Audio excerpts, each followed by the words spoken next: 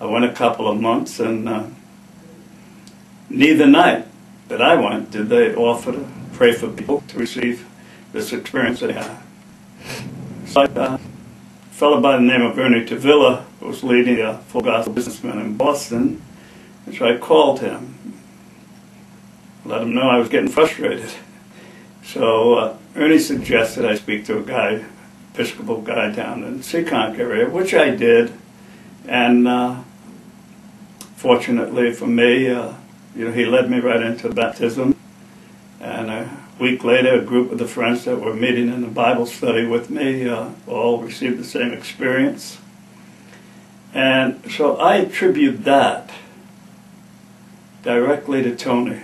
Without his guidance, I doubt that I'd have found that experience. That experience is the one thing that changed my life drastically. From there, we went from Bible study in a home. We're just starting a small fellowship, and we began a full gospel meetings in Seekonk in a grammar school. And one night at the meeting, we had a pretty packed house there, and at the close of the meeting, as we normally would call people up to be prayed over for whatever their needs might be, there was a man out in the hallway, an Episcopal priest wearing the Episcopal robe, very charismatic, good-looking guy, and he was ministering deliverance mainly to all the young ladies. I mean, we didn't know what he was doing, but he was ministering to the young ladies out in the hallway. So at the close of the meeting, Tony came over to me. I was responsible for the meeting, and he simply said, "Joe, I don't get a good feeling about that guy." I needed to hear that because this guy had the one gift that we had not experienced in our meetings. That is the deliverance ministry. We weren't familiar with it. And obviously we wanted to learn more about it, but Tony sharing that with me saved me from disaster, saved our fellowship from disaster, because we had scheduled a meeting with him the next day. We had to call up and cancel that meeting. This man ultimately, a guy by the name of Warren Sherman, he's still alive today, still wanted by the FBI and the police. He led a group of people down south and started a cult down there.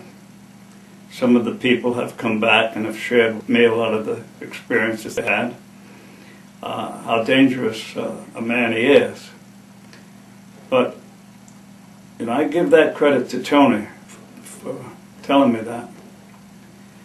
Now, as we were starting our fellowship in Norton, called Faith Bible Chapel, I would often drive up and talk with Tony and ask his advice and his guidance. And he was free to share all that with me. Never looking to step in and take spotlight or take credit for anything, but he was just a humble man of God. Well, we developed a local fellowship in Norton. It wasn't a big fellowship, probably 200-300 people. But one of the main accomplishments there was we got a word from God that we were to provide some housing for senior citizens.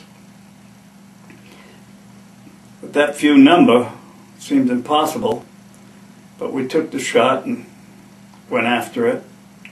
And after about 2 years of perseverance, we managed to get funding for 24 units of elderly housing, which is fully subsidized, still in place today, called Elam Elderly Housing in Norton, doing very well. And after 15 years of pastoring that church, a lot of things took place. That church ultimately was turned over to one of the elders, and it has moved over to Rehoboth, Massachusetts, now called Community Covenant Church, fairly large church, just under 1,000 regular worshipers. But while we were still in Norton, we had the privilege to encourage another group. A friend of mine who was a fireman over in the Fall River area, a guy by the name of Tony Shriver, great man of God. And Tony was meeting in the home with some people, and obviously the gifting, was just pronounced in him. And I would meet with him several times, maybe a couple times a week, and encourage him to move into a fellowship, promote a fellowship, which he did do, and that fellowship has grown tremendously. He's got a big church over in Rehoboth called Christian Life Center. It's now pastored by one of his elders. One of his first elders moved on and started a church over in Middleborough called the Jericho Fellowship. They were there for years and doing very, very well. And they have now become House of Hope, I think is what they're called, but I understand they're thriving over in Middleborough. There was another group over in Whitingsville, Mass, that I knew the guys.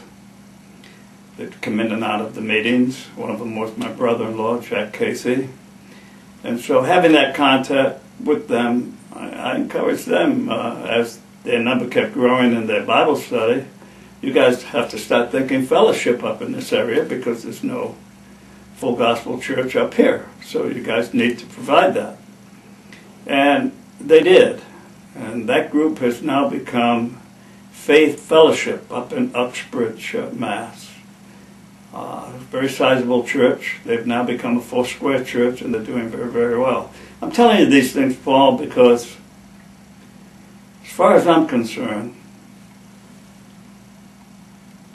your dad, Tony, has a part in each one of those churches, each one of those fellowships, all the thousands of people that have come to know the Lord through these fellowships. He has a part in, because he sowed the original seed. He was the stimulus. He was the one who prompted me and put the desire in me to get started in the fellowship, and kept it going, kept watering that seed, and kept encouraging me on. And I say this because I know your dad probably doesn't know half of this.